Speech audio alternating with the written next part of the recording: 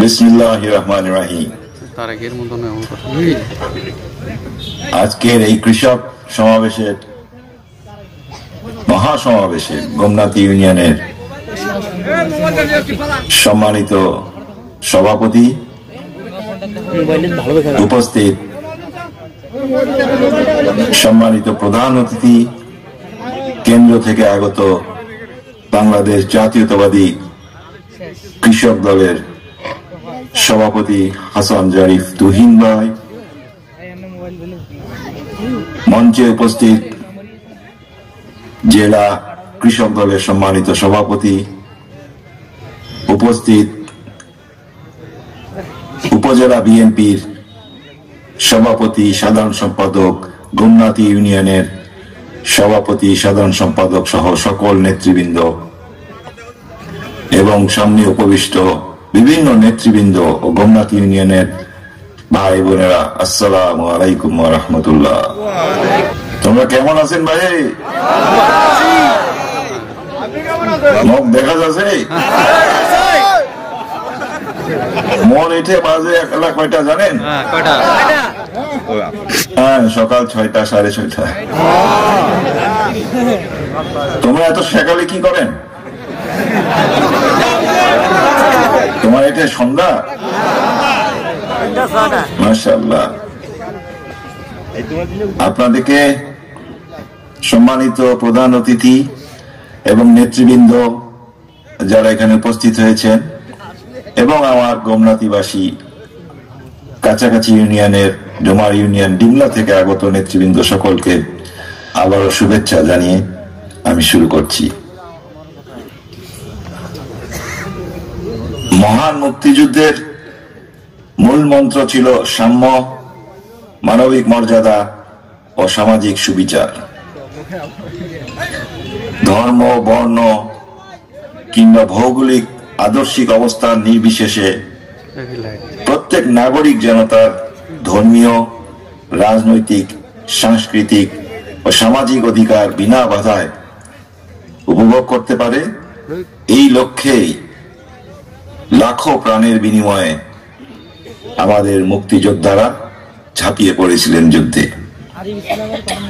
মুক্তিযুদ্ধের সময় কে মুসলমান, কে হিন্দু, কে বৌদ্ধ, কে খ্রিস্টান, এই ভেদাভেদ ছিল না।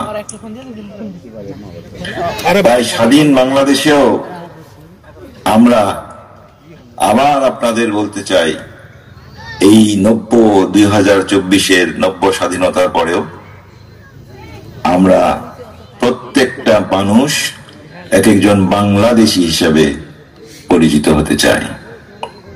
আমাদের মধ্যে থাকবে না কোন ধর্মের ভেদাভেদ, থাকবে না কোনো কৃষ্টির ভেদাভেদ। রাষ্ট্র, ধর্ম হবে যার যার, রাষ্ট্র হবে আমাদের সবার। সম্মানিত ভাইরা, বিগত 1.5 দশক সময়ে খুন, গুম, হামলা, মামলা, দমন, পীড়ন ও লুটপাটের মাধ্যমে নাগরিকদের ন্যূনতম মানবিক অধিকার ছিনিয়ে নেওয়া হয়েছিল।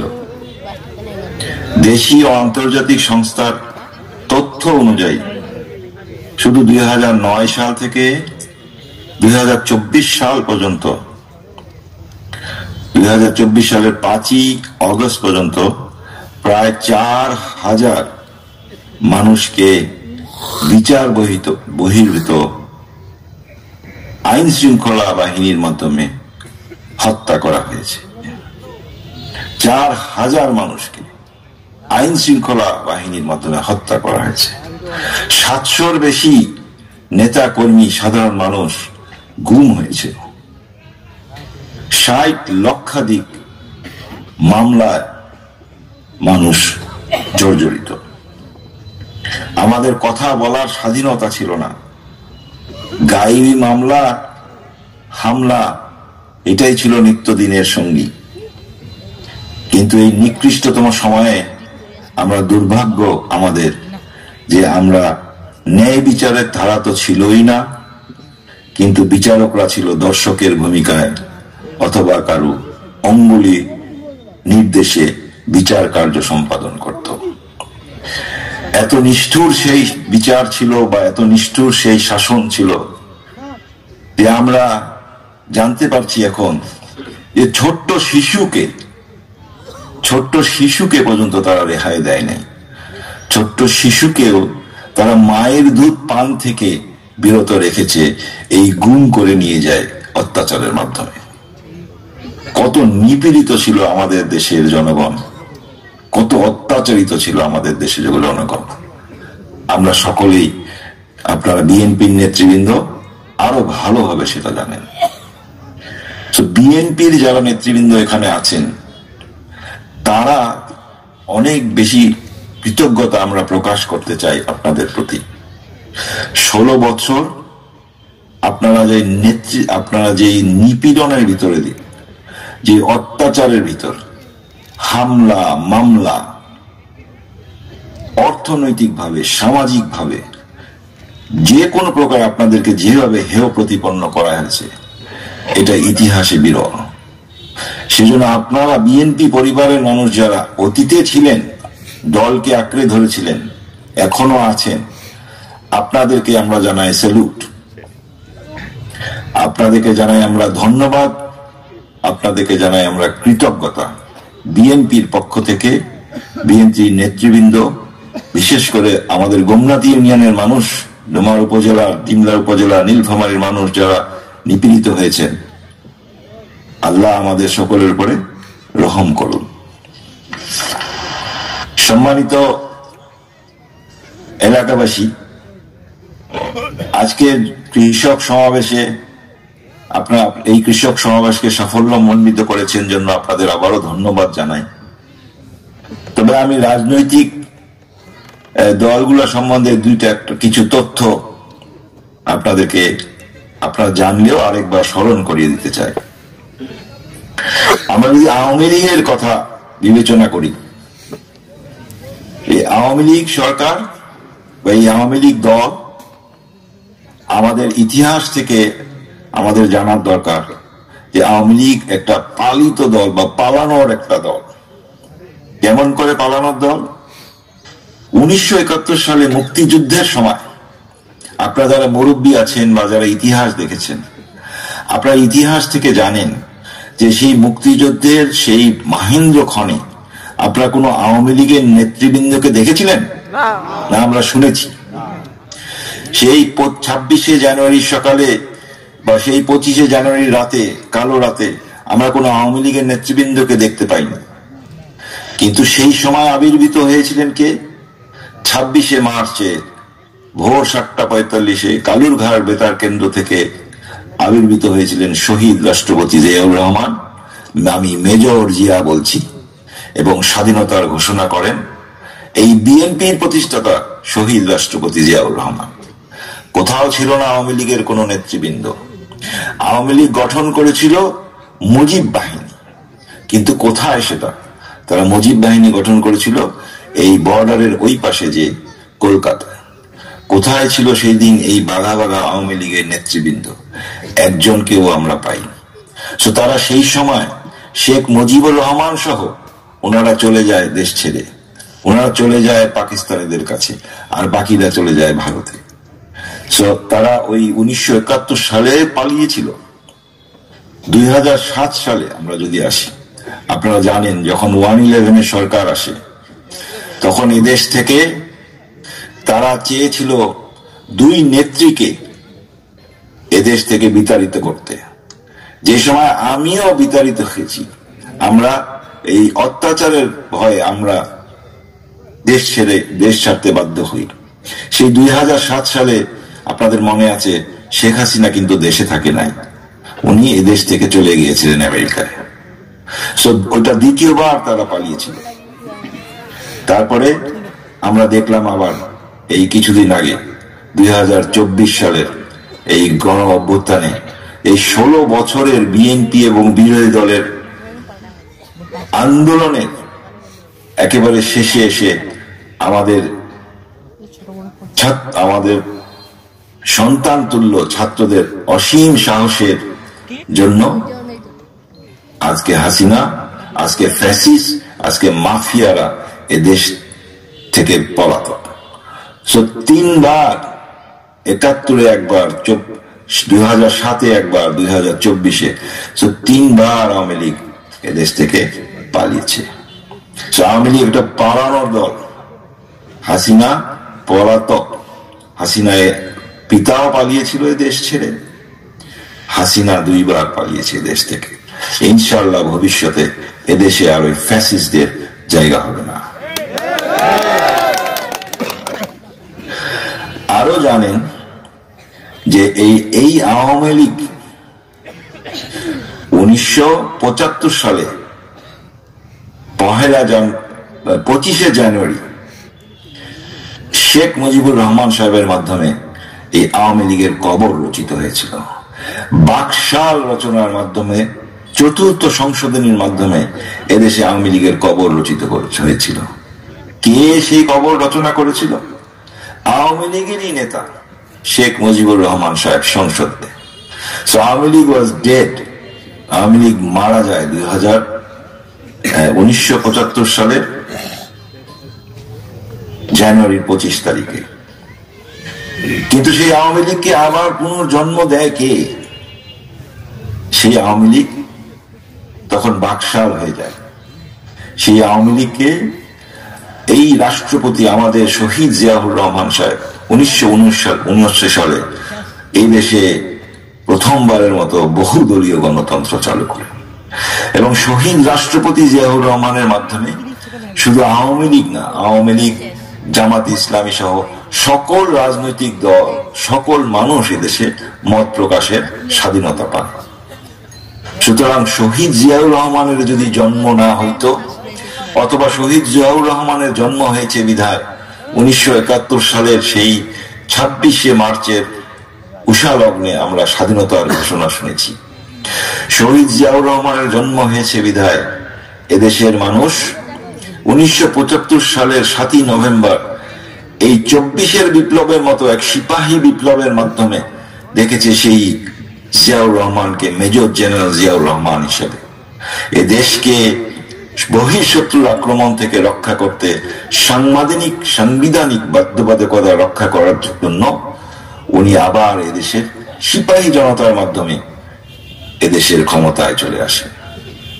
কিন্তু উনি পৃথিবীতে হয়তোবা একমাত্র সামরিক শাসক হিসাবে পরিচিত থাকবেন যিনি সামরিক শাসন থেকে এদেশকে বহুদলীয় গণতন্ত্রের মধ্যে নিয়ে আসছে। এই জন্য আমাদের শহীদ রাষ্ট্রপতি জিয়াউর রহমান স্বর্ণাক্ষরে ইতিহাসে লিখিত থাকবেন। দুর্ভাগ্য আমাদের যে এই আওয়ামী লীগকে বিভিন্ন সময় আমাদের বিভিন্ন রাজনৈতিক দল সাহায্য করার চেষ্টা করেছে। সেটার প্রথম উদাহরণ আমাদের শহীদ রাষ্ট্রপতি জিয়াউর রহমান। ওই যে 1979 সালে উনি যে আওয়ামী লীগের কবর রচিত হয়েছিল 1975-এ, উনি তাদেরকে বহুদলীয় গণতন্ত্রের মাধ্যমে রাজনীতি করার সুযোগ দেন। 1981 সালে ভারতের অনুরোধে উনি শেখ হাসিনাকে এদেশে আসার সুযোগ করে দেন এবং শেখ হাসিনা এদেশে আসার মাত্র 15 দিনের মধ্যে উনাকে জীবন দিতে হয়। শহীদ রাষ্ট্রপতি জিয়াউর রহমান দেখেন, বিএনপির প্রতিষ্ঠাতা, উনি এদেশে আওয়ামী লীগকে প্রতিষ্ঠিত করেন, তার খেসারত হিসাবে উনাকে জীবন দিতে হয়েছে। কত নিষ্ঠুর এই আওয়ামী লীগ দেখেন। আমরা আসি আর একটু সামনে। 1991 সালে ঘটনা আপনারা অনেকেই জানেন। জাতীয় পার্টি তখন ক্ষমতায়। জাতীয় পার্টিকে সকল বিরোধী দল মিলে ক্ষমতা থেকে বিতাড়িত করে এবং একটি স্বাধীন স্বচ্ছ নির্বাচনের মাধ্যমে বিএনপি নির্বাচিত হয়। কিন্তু সেই জাতীয় পার্টির সঙ্গে 1986 সালে এই আওয়ামী লীগ কিন্তু জোট বেঁধেছিল। আওয়ামী লীগ জোট বেঁধেছিল, জামাতে ইসলামী জোট বেঁধেছিল, এবং তারা বলেছিল, আওয়ামী লীগের নেত্রী চিটাগাঙে 1986 সালে লালদিঘির ময়দানে, যে আগামীকালকে যে নির্বাচন, সেই নির্বাচনে যেই দল অংশগ্রহণ করবে তারা হবে জাতীয় বেঈমান। কিন্তু আমরা কি দেখি, পরের দিন উনি যে ভোল পাল্টে নির্বাচনে অংশগ্রহণ করেন এবং সেই স্বৈর শাসকের সঙ্গে নির্বাচিত হন। কিন্তু 1988 সালে তারা যায়নি নির্বাচনে। 1990 সালের আন্দোলনের পরে আপনারা জানেন যে একটি নির্বাচন হয়, এবং সেই নির্বাচনের পর থেকে ওই যে আওয়ামী লীগের সঙ্গে তারা যোগ দিল বা দোসর হয়েছিল 1986 সালে জাতীয় পার্টি। দেখেন আজকে জাতীয় পার্টি বা এরশাদ সাহেবের দল ভেঙে টুকরো টুকরো হয়ে, কতগুলো টুকরো আমরা জানি না, প্রায় 5 টুকরো 6 টুকরো হয়ে গেছে। আপনারা দেখেন 1996 সালে যে আন্দোলন তারা করে, জাতীয় পার্টি, জামাতে ইসলামী সহ অন্যান্য বিরোধী দলরা তুমুল আন্দোলনের মাধ্যমে বিএনপি যখন সরকার গঠন করে, সেই সরকারে তারা তত্ত্বাবধায়ক সরকার বিল এনে ক্ষমতা ছেড়ে দেয়, এবং তার পরবর্তী নির্বাচনে এই জামাতে ইসলামী কিন্তু আওয়ামী লীগকে সমর্থন করে। জাতীয় পার্টি এবং জামাতে ইসলামীর সমর্থন নিয়ে আওয়ামী লীগ 1996 সালে ক্ষমতায় আসীন হয়। আপনারা দেখেন এই যে জামাতে ইসলামী যে আওয়ামী লীগকে যে সমর্থন দিল, তার ফল কি হয়েছে দেখেন। তার ফলশ্রুতিতে গত 15 বছরে বা গত 16 বছরে ওনাদের প্রত্যেকটা উপর সারির প্রায় 10 জন নেতৃবৃন্দকে ধরে ধরে তারা বিচারিক আদালতের মাধ্যমে একদম টপ নেতৃবৃন্দকে হত্যা করেছে। তারা জামাতি ইসলামীকে তারা যেখানে পেয়েছে সেখানে তারা হয় গুম করেছে, না খুন করেছে। অজস্র আলেম ওলামাকে তারা গুম করে দিয়েছে। তারা বিভিন্ন জঙ্গি নাটকের মাধ্যমে হত্যাকাণ্ড চালিয়েছে। সে দেখেন এই জামাতি ইসলামী গেছে আওয়ামী লীগের সঙ্গে, তাদের অবস্থাটা চিন্তা করেন। আওয়ামী লীগ একটা ভয়াল একটা কুমির নাকি একটা হিংস্র বাঘ, আমি জানি না কিসের সঙ্গে আমরা তুলনা করব, নাকি গোখরা সাপ। যারা আওয়ামী লীগকে সাহায্য করতে গেছে তাদের এই অবস্থা হয়েছে। আমরা 111 সরকার দেখেছি। 111 সরকারের যে আর্মি ব্যাক 111 সরকার ছিল, আজকে তাদের কোনো অস্তিত্ব আছে?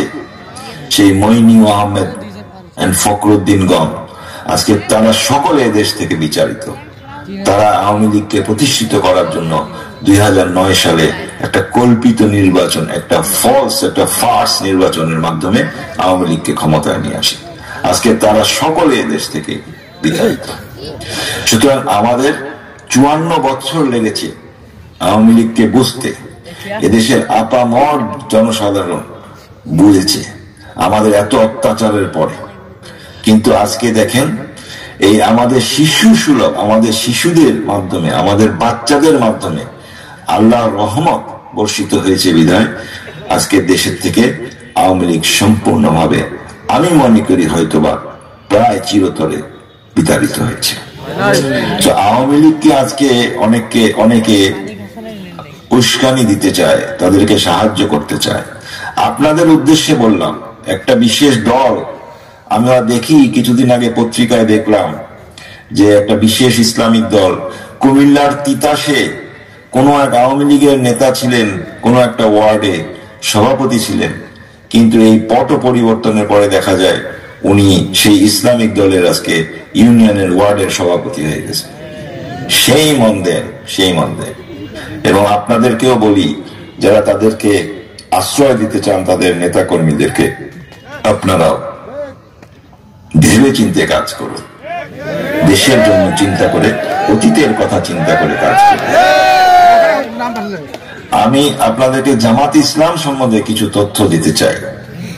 ওনাদের রাজনীতি করার অধিকার আছে, ওনারা একটি রাজনৈতিক দল। তারা আমাদের সঙ্গে জোটে ছিল 2001 সাল পর্যন্ত, এবং বিরোধী দলেও আমাদের সঙ্গে জোটেছিল, যদিও 2015 সালের পরে নিপীড়নের জন্য তারা চুপ করে থাকে। কিন্তু জামাতে ইসলামের অতীত সম্বন্ধে আমাদের একটু জানার দরকার আছে। এবং জামাতে ইসলামী একটা ইসলামিক দল, তারা বলে তারা জান্নাতের টিকিট বিক্রি করতে চেষ্টা করে অনেক সময়। কিন্তু আমরা আপনাদের উদ্দেশ্যে একটু জানাতে চাই যে প্রথমে জামাতে ইসলামী যে ইসলামের কথা বলে, আমাদের ইসলামের দর্শনটা কি, এটা আমাদের মুসলিম আমরা বেশিরভাগ, আমাদের মুসলিমদের আমাদের বোঝার দরকার যে আমাদের ইসলামে দর্শনটা কি। আমাদের ইসলামের প্রধান দর্শন হচ্ছে যে সকল কিছুর মালিকানা আমরা কার কাছে মনে করি? সকল কিছুর মালিকানা ইসলামে আল্লাহর কাছে আমরা সঁপে দিই। সকল কিছুর প্রভুত্ব কার কাছে? সকল কিছুর প্রভুত্ব আল্লাহর কাছে, বা সভারেন্টি ইংলিশে বলে যেটা, বা যেটা বললাম যে দর্শন বা থিওলজি যেটাকে বলে, আমাদের ইসলামের দর্শন হচ্ছে আমরা আল্লাহ সর্বকিছুর মালিক। নাকি ভুল বললাম? এটাই আমাদের ইসলামের দর্শন। তো জামাতে ইসলামী যারা করেন তারা তো ইসলামের নামেই করেন, নাকি? জি, ইসলামের নামেই করেন। কিন্তু দেখেন, আমাদের গণতান্ত্রিক পরিবেশে গণতন্ত্রের মূল দর্শন হলো যে সার্বভৌমত্ব বা মালিকানা হলো জনগণের হাতে। একটা দেশের সার্বভৌমত্ব আমাদের গঠনতন্ত্র তাই বলে, আমাদের সংবিধান তাই বলে। সো এটা আমাদের চিন্তার বিষয় একটা, যে যারা ইসলামিক দলের কথা বলে এবং গণতান্ত্রিক পরিবেশে রাজনীতি করতে চায় এবং বেহেশতের টিকিট বিক্রি করতে চায়, তাদের প্রতি আমার প্রশ্ন যে আমরা মুসলমান ধর্মটাকে আমাদের আলাদা রাখা উচিত, রাজনীতি আমাদের রাজনীতির ক্ষেত্রে আসা উচিত। কিন্তু ধর্মের নামে যারা করে, আমি মনে করি এটা একটা কন্ট্রাডিকশন। এটা তারা একটা নিজেদের সঙ্গে নিজেদের আদর্শিক ভাবে বিরোধিতা করছে। তো সুতরাং এটা একটা চিন্তার খোরাক আপনাদের মাথায় দিলাম। কিন্তু তাদের অতীত দল হিসেবে তাদের অতীত সম্বন্ধে কিছু কথা আমরা জেনে রাখলে আমাদের ভবিষ্যতের পথ চলতে হয়তো বা সুবিধা হয়। 1947 সালে জনাব মাওলানা মওদুদির মাধ্যমে যখন জামাতে ইসলামী হিন্দের শুরু হয়, তখন থেকেই কিন্তু তারা দেখা গেছে ইতিহাসে জনগণের বিপক্ষে থেকেছে। কেমন করে জনগণের বিপক্ষে? 1947-এ তারা যখন দেশ ভাগ হয়, ভারত পাকিস্তান যখন হয়, তখন এই জামাতে ইসলামী দেশ ভাগের বিপক্ষে ছিল। তারা চায়নি যে অখণ্ড ভারত দুই ভাগে বিভক্ত হোক। ওই যে প্রথম তারা জনগণের বিপক্ষে। আমরা 1971-এ আসি।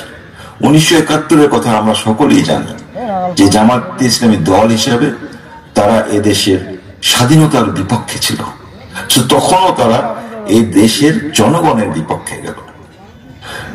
1947-এ গেল, 1971-এ গেল, 1986-তে ওই যে এরশাদ সাহেবের সঙ্গে সেই নির্বাচনে জামাতে ইসলামী কিন্তু অংশগ্রহণ করে, এবং 1986-তে তারা আরেকবার গেল, 1996-তে তারা আরেকবার গেল। একটু আগে বললাম তার ফলশ্রুতিতে ওনারা কত ক্ষতিগ্রস্ত হয়েছে। আমরা এই 2024-25-এ আবার দেখছি তারা একটা বিশেষ দলের লোককে, ওই যে একটু আগে উদাহরণ দিলাম, তারা বিশেষভাবে ক্ষমা করতে চাচ্ছেন, তারা তাদেরকে দলে নিতে চাচ্ছেন। কিন্তু এই গোখরা সাহাব, এই কুমুরকে দলে নিলে কি হতে পারে সেটার ইতিহাসও আমরা একটু শুনলাম। সুতরাং আমরা যাতে একটু সজাগ থাকি, আমরা আমাদের যে যার ধর্ম পালন করব, হিন্দু মুসলমান বৌদ্ধ খ্রিস্টান সবাই আমরা বাংলাদেশি, যে যার ধর্ম পালন করব, কিন্তু আমরা ধর্মকে আলাদা রাখি আর রাজনীতিকে আলাদা রাখি। আমরা একটু বিএনপি সম্বন্ধে আমরা শুনলাম যে শহীদ রাষ্ট্রপতি সম্বন্ধে আমি বললাম যে উনার বদৌলতে আমরা স্বাধীনতার ঘোষণা পেয়েছি, এ দেশকে স্বাধীন হওয়া। উনি একজন মুক্তিযোদ্ধা, উনি জেড ফোর্সের কমান্ডার, উনি একজন সেক্টর কমান্ডার। 3টা ফোর্স মিলিত হলে উনি সরাসরি মুক্তিযুদ্ধ করেছিলেন। আমরা দেখি না আওয়ামী লীগের নেতৃবৃন্দ এত কাল ধরে বড় বড় বাঘা নেতৃবৃন্দ, কাউকে দেখি না যে তারা মুক্তিযুদ্ধে সেক্টর কমান্ডার বা এই পদে কিছু ছিল, বা মুক্তিযুদ্ধ সরাসরি করেছিল। আমরা বেগম খালেদা জিয়া সম্বন্ধে সকলেই জানি। যেই মঞ্চে দাঁড়িয়ে বসে আপনারা এই বক্তব্য শুনছেন বা দেখছেন, বা যেই মঞ্চের কাছে, এই মঞ্চ কিন্তু বেগম খালেদা জিয়ার জন্যই তৈরি হয়েছিল। সেই 1994 সালে ওনাকে আমরা এখানে নিয়ে এসেছিলাম, এবং এই মঞ্চ খালেদা জিয়া মঞ্চ হিসাবেই হয়তোবা পরিচিত আছে এই গোমনাথীর মাটিতে। আমরা সকলে জানি 1982 সালে উনি একজন গৃহিণী থেকে আজকে দেশের সার্বভৌমত্বের প্রতীক হয়েছে। আজকে আপনারা দেখেছেন সশস্ত্র বাহিনী দিবসে গত 21শে নভেম্বরে, বহু বছর পরে যখন বেগম খালেদা জিয়াকে ওই সেনানিবাসে আসলেন, তখন সারা দেশের মানুষ কিভাবে সম্মান করেছেন, কিভাবে সারা দেশের সকল মানুষ যে সম্মান দেখিয়েছেন, সেটা আমরা আবেগ দেখেছি, তার সম্মান দেখেছি। সম্মান দেওয়ার মালিক আল্লাহ, সম্মান নেওয়ার মালিকও আল্লাহ। এবং আমরা গত 5-6 মাসের ব্যবধানে এদেশে দেখলাম যে একজনের সম্মান কিভাবে আল্লাহ নিলেন, তাকে দেশ থেকে, তার দলকে, তার পরিবারকে দেশ থেকে কিভাবে বিতাড়িত করলেন, এবং আরেক দলকে, আরেক ব্যক্তিকে আল্লাহ কিভাবে সম্মান দিলেন। সো আলহামদুলিল্লাহ, আমাদের জন্য খুবই একটা পজিটিভ পরিবেশ ফিরে আসতেছে। আপনারা জানেন যে 9 বছর সংগ্রামের পরে এই স্বেচ্ছাচারী, এই স্বৈর শাসক এরশাদের সঙ্গে 1982 সাল থেকে 1991 সাল পর্যন্ত আপোষহীন ভাবে সংগ্রামের মাধ্যমে বেগম খালেদা জিয়া একজন প্রতিষ্ঠিত নেত্রী হয়ে দাঁড়িয়েছিলেন, এবং 1991 সালে প্রথমবারের মতো বাংলাদেশের প্রথম নারী প্রধানমন্ত্রী হিসেবে উনি চিরদিন ইতিহাসে লেখা থাকবে ওনার নাম। উনি তিনবারের প্রধানমন্ত্রী। উনি এত অত্যাচারিত হয়েছেন গত 16টি বছর। উনি ওনার সন্তানকে হারিয়েছেন। উনি ওনার জীবদ্দশায় ওনাকে বিনা অপরাধে ওনাকে প্রায় 10 বছর এই কারাবরণ করতে হয়েছে। ওনাকে বেসিক চিকিৎসা করতে দেয় নাই। আজকে তারা কত বিভৎস, তাকে শুধু চিকিৎসাই করতে দেয় নাই, শুধু তাকে স্লো পয়জনিং করা হয়েছিল যখন উনি জেলে ছিলেন। আজকে উনি এত অসুস্থ। সুতরাং আমরা আমাদের আপোষহীন নেত্রী, প্রাক্তন প্রধানমন্ত্রী বেগম খালেদা জিয়ার জন্য, ওনার সুস্থতার জন্য আপনাদের সকলের কাছে আমরা দোয়া কামনা করি। আমরা জানি উনি অসুস্থ হওয়ার পরে, উনি কারারুদ্ধ হওয়ার পরে এবং আগে আমাদের অ্যাক্টিং ভাইস চেয়ারম্যান জনাব তারেক রহমান সম্বন্ধে আমরা সকলে জানি। উনি দলটাকে ওনার মায়ের অনুপস্থিতিতে বা ওনার মা থাকা অবস্থায় উনি দলটাকে যেভাবে সুসংগঠিত করেছেন, বাংলাদেশে আমার মনে হয় না আর কোন রাজনৈতিক দল আছে এত সুসংগঠিত। তারেক রহমান বাংলাদেশে বিএনপি কে প্রতিটা ওয়ার্ডে, প্রতিটা ইউনিয়নে, প্রতিটা পাড়ায় নিয়ে গেছে, বাংলাদেশের প্রতিটা আনাচে কানাচে। তারই এক উৎকৃষ্ট উদাহরণ আজকের এই কৃষক মহাসমাবেশ বা সমাবেশ। আমরা প্রত্যেকটা ইউনিয়নে দেখেছি, প্রত্যেকটা জেলায় দেখছি এই যে কৃষক সমাবেশ, এক অভূতপূর্ব সারা। আজকে বিএনপির প্রতি মানুষের যদি এই ভালোবাসা না থাকতো, বিএনপির প্রতি যদি টান না থাকতো, বিএনপি যদি অর্গানাইজ না হতো, তারেক রহমান সাহেবের নেতৃত্বে, বলিষ্ঠ নেতৃত্বের জন্যই কিন্তু বিএনপি আজকে এত সংগঠিত হয়েছে। এবং আমরা 5ই অগস্টের পর থেকে আমরা তারেক রহমান সাহেবের বিভিন্ন বক্তব্য দেখছি, মানে কত সুন্দর রাষ্ট্রনায়ক সুলভ কথাবার্তা আমরা। আর আমরা বিগত সময়ের সরকার প্রধান শেখ হাসিনার বক্তব্য দেখেছি, কত নেক্কারজনক, কত উস্কানিমূলক, কত ঘৃণামূলক কথাবার্তা উনি বলতেন। তো আমাদেরকে বিবেচনা করা উচিত যে আমাদের সময় ভালো, এখন আমাদের জন্য এখন ইনশাল্লাহ ভালো সময়, কিন্তু আমাদেরকে ধৈর্য ধরতে হবে। যারা বিএনপি করি, যারা বিএনপি সমমনা দল করি, যারা নেতৃবৃন্দ আছেন, আমাদের দায়িত্ব এখন আমাদের নিজেদেরকে সংযত রাখা।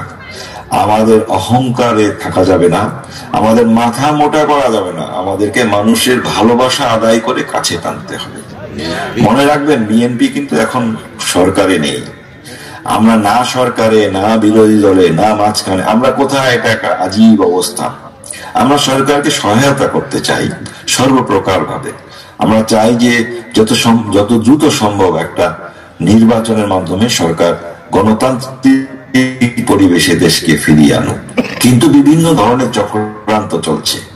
সুতরাং আপনারা সাবধান থাকবেন। বিএনপিকে অপবাদ দেওয়ার জন্য বিভিন্ন পক্ষ বিভিন্নভাবে চেষ্টা করছে।